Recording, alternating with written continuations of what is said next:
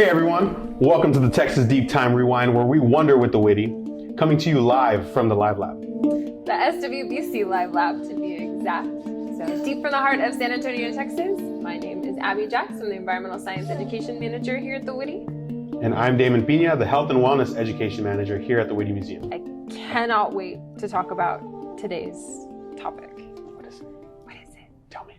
This is creepy crawly stuff. This is part one of our poisonous and venomous invertebrates here in Texas. Little known fact, Abby is part creepy crawly. Listen, I am the resident creep queen. I love creepy crawly stuff. So before we launch in, I'm just gonna do a couple big broad terms when we're talking about some of these animals. Okay. So we are talking about arthropods. So arthropods are defined by a couple key features. So the first one is an exoskeleton. Second one is a segmented body. Okay. And the third is jointed legs. Got it. So we are talking about arthropods. We're going to talk about a couple different ones, but we are in this big umbrella. Okay. So the first one that I want to talk about are bees. Bees. Bees. So I feel like is one of the big things that we tend to think of when we are outside in nature doing our thing and being stung by a bee, right? So we should do a count. This is number 2 that I'm mentioning this. Poisonous, you have to touch or ingest. Yes. Venomous, you have to be stung or you have to be bitten to be sick. So everything that we are talking about today are venomous animals. Venomous. Venomous. They're stinging or biting. They are stinging or biting. So bees and this particular topic that we're going to cover for just a little while are insects, right? Insects are the most diverse group of animals in the entire world.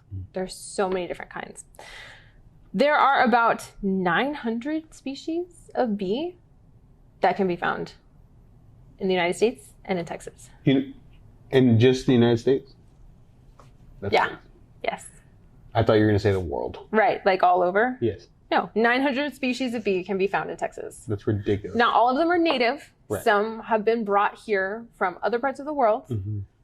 But overall, 900 species of bee can be found here. That is wild. Wild. Wild.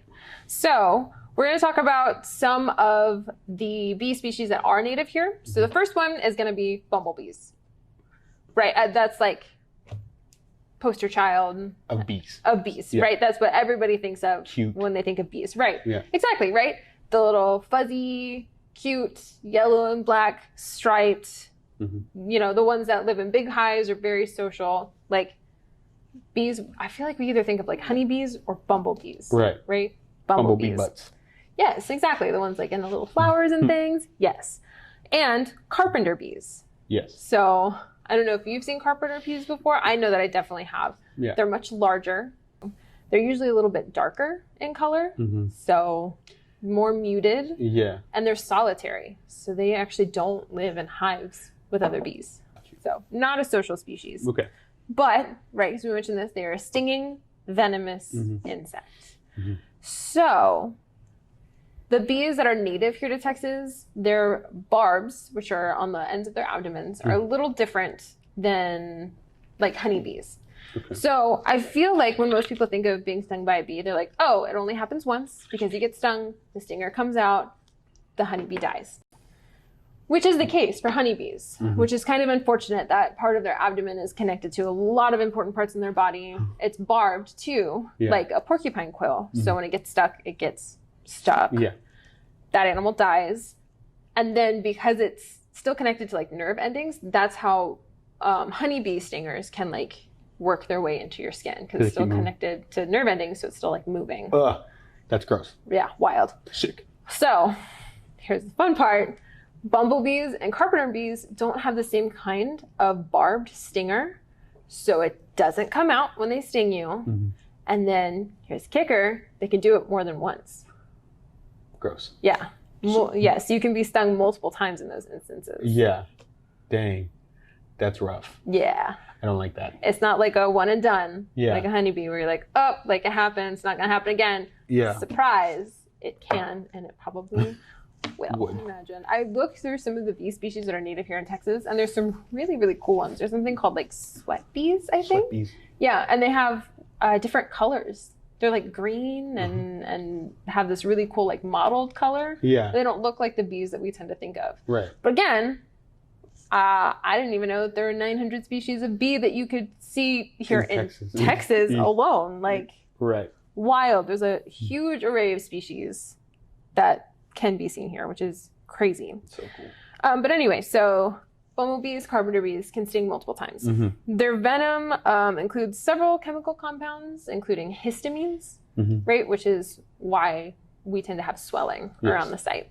So usually the common symptoms of a bee sting are pain, redness at the envenomation site, a little bit of swelling, but it usually tends to go away. For most people, it's not a super traumatic experience. Yeah. But there are some people who are allergic, right, that have that risk. And sometimes after you're stung by a bee, about 2% of our population develops a hypersensitivity afterwards, which would lead to the same kind of really severe symptoms. I've heard of that too. Yeah. That's crazy. Like, you're fine the first time. Right. But then the second time you could potentially go into like... Yeah, your body is just like, oh no, it's back. Like, gotta go into hyperdrive here. Yeah. Ultimate survival mode. Yeah, I can't even imagine. I've been stung one time by a bee that I can say for sure. Yeah. Or maybe, I guess it was a honeybee. I found the stinger in my leg. Yeah. And it's important that you get those out because they can, like I said, they're still connected to nerve endings. They can dig their way deeper. But I've been stung by wasps way more. I've probably been stung by wasps like 6 or 7 times. Oof. Not cool. Oof. But yeah, well then let's launch directly into wasps. What a great segue directly. We'll just go straight there. I don't like them. Okay, so let's talk about that, right? Because wasps have a way gnarlier, nastier reputation than bees do, right? So what's some of the major differences between bees and wasps? So wasps usually have brighter and bolder colors, whereas like bumblebees still have the yellow and black. It's a little bit more muted. They're a little fuzzy. Versus some of the wasps that we see here in Texas, like the yellow jackets that have that super bright, very distinctive pattern, like you know exactly what that is. Like I said, they're a little bit smoother, so they don't have the same cute, fuzzy, hairy appearance as bees. Yeah. Terrifying. And yes, exactly. They're in the same order though, right? They are also insects, so the same things applies here. The 3 segments. The jointed limbs. Exoskeleton, yes. So, wasps that we have native here in Texas, most of the ones that we really tend to think of are those yellow jackets, like we said, and the paper wasps. So the ones that build those really big, elaborate nests that we see when we walk outside and we're like, oh no. Oh no. Oh no. This is bad. This is bad. Yeah. It's those guys. Like the off-white that look like egg carton. Yeah. And it's because it's like, it's plant fiber that they're going out and they're collecting and they're like spitting out. And which is super cool. Yeah. I mean, can you imagine? Like, that's how you build your house. These wasps, so our yellow jackets and our paper wasps are social. So they build those nests, they live together. So most likely that sting is probably developed as a defense for those nests, right? It's these animals protecting their home. Absolutely. So the stinger is a modified ovipositor, which is part of the female reproductive system when they're laying eggs. So, gonna blow your mind a little bit. Only female wasps and only female bees sting. No way. Yeah. That's crazy. So, man, that's just an even bigger bummer for like honeybees. That just makes me more sad. But wasps are still the worst, so I don't care. Yeah, but go on. So yes, it's only the females that can sting, right? They also don't have the barbed stingers, so they can also sting multiple times. But they're most likely, because of the females that are laying the eggs in these nests that they built, more often than not, they are simply defending their home spaces. Yeah. So what do the guys do? I mean, they have a specific purpose for making more yellow jackets and paper wasps. True. And that's pretty much it. Yeah, it's kind of it's a female-run world out there for insects. Yeah, it's pretty cool. Just girl bosses, all of them. Girl bosses. I can absolutely say the times that I have been stung by wasps have been my fault. But the 6 or 7 times? Yeah. Those were on me. There was one time we used to have these little mesquite trees at home, and we would play baseball, and there was 3 trees, and so we would use them like the bases. Yeah. And so like I hit the ball, I ran to first, ran to second, and at second I with like full speed like ran to the tree and like bear hugged it, and I made mad the wasps up in the nest. They had a nest up there, and this was a rough time in my life, but I had a bowl cut. Right. And a bowl cut, it was probably like right 99. Off the bat, this is not going your way. Yeah. And so the wasp came down, got tangled in my hair. Stop. And just kept stinging me in the head. Like I got stung like 3 times before I eventually and killed the wasp. But yeah, so bowl cuts. Not big either. Wasps, bowl cuts are on the same level of just don't do it. Right. Stings are painful. The wasp venom it's very different from bee venom, but both are made over like 30 or more chemical compounds. Wow. And it's very similar to a bee sting site, right? You get the redness, the pain at the site of the envenomation, usually some swelling. Some people can even be allergic to wasp venom as well. When you've gotten stung, has there been more wasps that have shown up, or is it just those singular wasps? So like in my instances, like I wasn't getting stung by multiple wasps. It was just one. That's good, because that can happen, right? Because when these animals go out, they're protecting their homes, they sting, and the best thing that you can do when you get stung by a wasp is to immediately move away from the site, right? To either go get some first aid, take care of a wasp sting, especially if you have an allergic reaction. But like the easiest way to prevent yourself from being stung again is to move away from that spot. Yeah. And that's because the wasps can also emit a compound that the other wasps can smell, that just essentially is a backup call. No, we got one. Yeah, exactly. Yeah. Let's this guy go. Right here. We got to go. Yeah, exactly. They can call more of them. So easiest way is to just get out of that space. Awful. Yeah. Awful. Terrible, right? So this animal I want to talk about is called a velvet ant. Have you ever heard of them before? No. They're also nicknamed as cow killers. God. I have. I have heard of cow killers. Okay, so I'm going to blow your mind. Velvet ants are not ants. They're wingless wasps. Gross. Yeah. So unlike some of the wasps that we're familiar with, the yellow jackets, paper wasps. Give me I don't like that. I told you, I gave myself the creepy crawlies doing this research. I'm going to give you the creepy crawlies. Don't like that. Unlike some of those species, the velvet ants are solitary. So they're not hive animals. They head out on their own.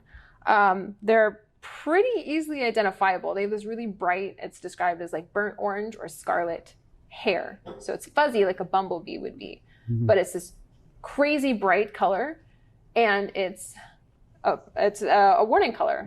It's a postmatic. It is telling other animals that I am not a good time. I'm not fun at parties. You know what I mean? Cool, yeah. but don't come talk to me. Right, but here's the thing, like, just leave me alone. Yeah. Yeah, so because they have that reputation, the nickname as cow killers, the stings are bad. They hurt a lot. So similar to our other wasp species, only the females sting, right? Because it's the modified ovipositor. They can sting multiple times. It's very, very painful. There was an entomologist back, I think he started his work in the 70s, that developed a pain scale that is rated from 0 to 4. And on this scale, velvet ants are rated at 3. That's such a short scale, though. Like, why 4? Go 5. I don't make the rules. Go 4.5. I don't know. That's for some context. Usually, bees, honeybees, bumblebees are rated at like a 1.5. Okay. And velvet ants are at 3. And so, why do they call them cow killers? Just because the sting hurts so bad for people that are walking around without shoes on. Abby, go on. So, could they actually kill a cow? No. And the likelihood of them like stepping on a cow and like having any sort of adverse reaction is not high. The nickname comes from just the sheer pain of it. Exactly. Okay.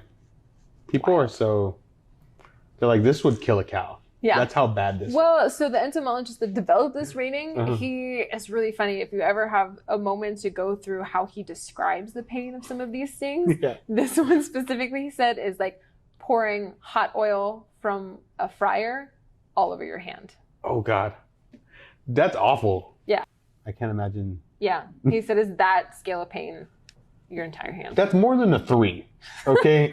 On any scale, that's more than a 3. Maybe we need to go from like 0 to 10. Yeah, give me 10. Give me 10. And then it's a 7, and you're like, okay. Right. 3, I don't believe that. We're going. A 7. A 7.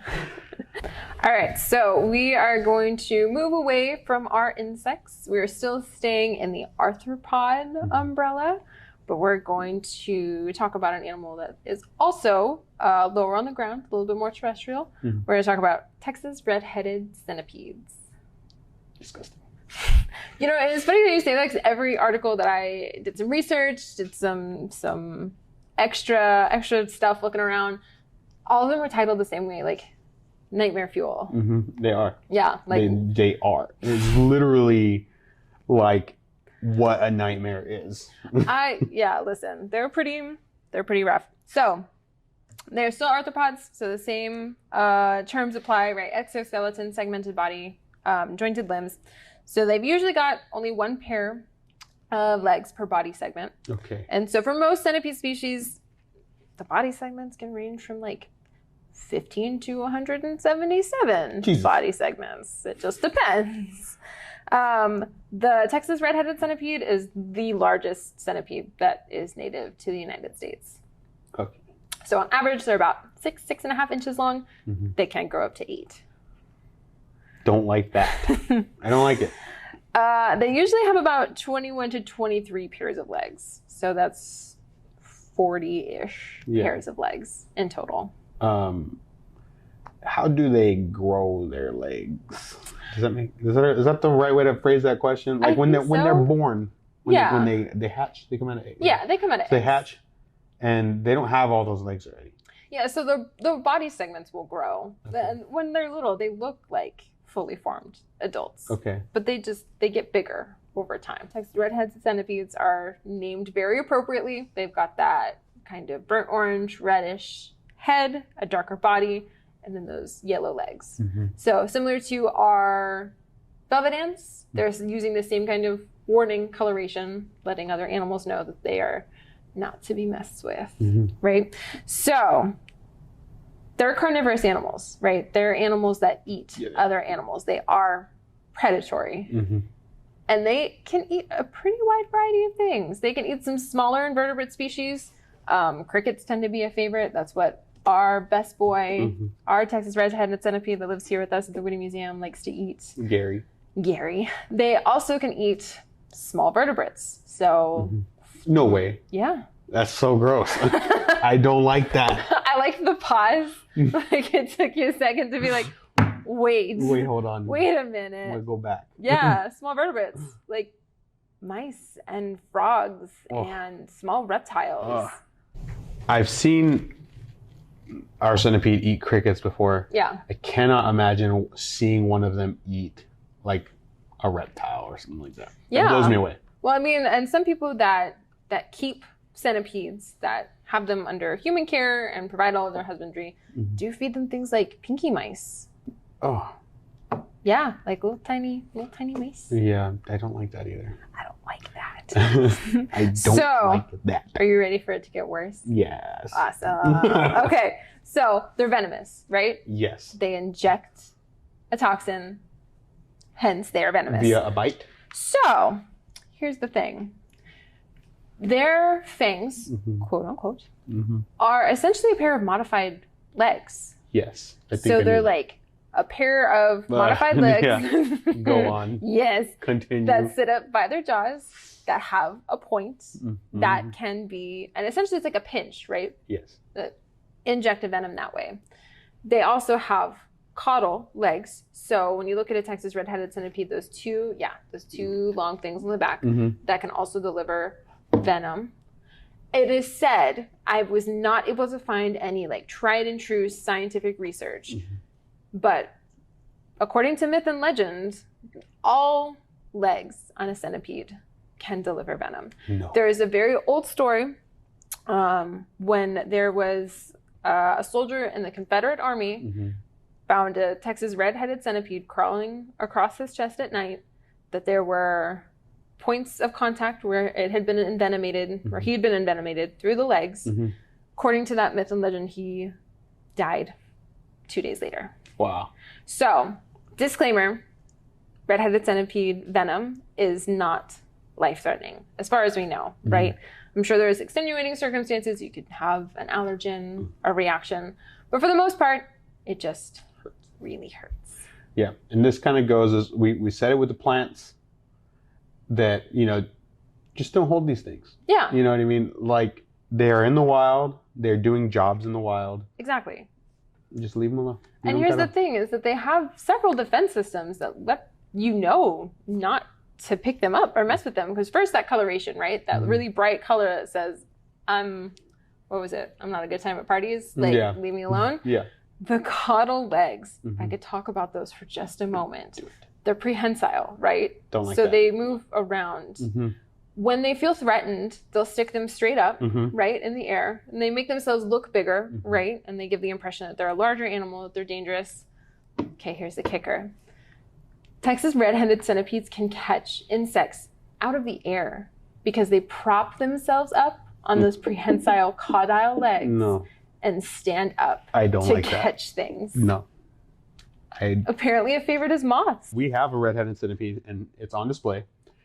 When we got this particular centipede, I had it in like a clear plastic to-go container, and the container had holes on the top with like a very thin piece of tissue paper to like let air in, and the holes weren't very big. It was no bigger than like a writing pen, you know.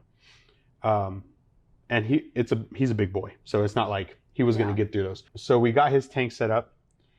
And I came through, I was putting the last, the finishing touches on the tank. I had left the cup sealed on our table in our lab, just by itself, didn't put anything around it. I get everything set up, I turn around, I do one of these, and the cup's empty. No. It's just not there. No. And I felt this fear, this numbness. Like, the white hot panic. Go from my legs to my fingertips, and I was like, oh no. Oh no. I'm never coming back in this lab. I have to leave. And so I like tippy-toe into the lab, and I look in the cup, and it had climbed and gripped onto the tissue paper on the underside and coiled up, so none of it was on the bottom of the cup. Yeah. And so I'm like shaking, like I had just thought this thing got out, but it was chewing through the tissue paper. Stop. Trying to poke through those holes. Yeah. And so I don't know that it was trying to get out or just get a breath of fresh air, but I grabbed the cup and gently just like shook it a little and then bit. he fell down, and I just like dumped him in our tank, and that was just like a 1-2, like shake, dump. Yes, it was. The fear that I felt in that moment, it's literal nightmare fuel. They're crazy. They're crazy to look at, and they're like insane in our ecosystems, right? The fact that these animals have adapted to live here and to eat the things that they do. Yeah. And with those adaptations, those caudal legs, and essentially the fangs are legs, right? Yeah. It's gross. Wild. But it's so cool. Like, what a cool ecological niche to fill, right? Like, these guys have a very specific purpose. I guess. Cool. Whatever. I think it's cool. But they have such a specialized niche that they fill in their ecological systems. Yeah. And those are the things that they've adapted to do. Yeah. That's so wild. Wild. They are as amazing as they're terrifying. Yes. Yeah, and that's okay, right? As with all of those animals that we've talked about today.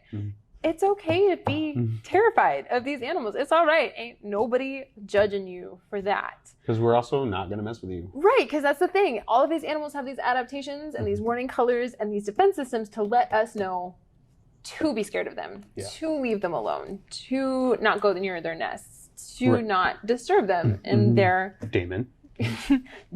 Playing baseball. Yeah, in their everyday natural lives in with their the habitats. bowl cut. Yeah. It was the bowl cut that did it. Yeah, they were like, oh, this guy needs to let this go. Right, this kid right here, he deserves it. Yeah. Awesome. Okay. Well, so that is all that I have for our episode today. I can't wait to come back and revisit some other fun I can't wait for creepy part crawly 2. things. It's going to be super fun. Thanks for listening today. We hope you're enjoying our deep dive into the fascinating world of poison. Visit wittemuseum.org/podcast to subscribe to Wonder with the Witty so you don't miss upcoming episodes. And please rate and review the podcast to help others find it. Music in this episode by Randy Granger. Check out more of his music at randygranger.net. That's all for this episode. See you next time.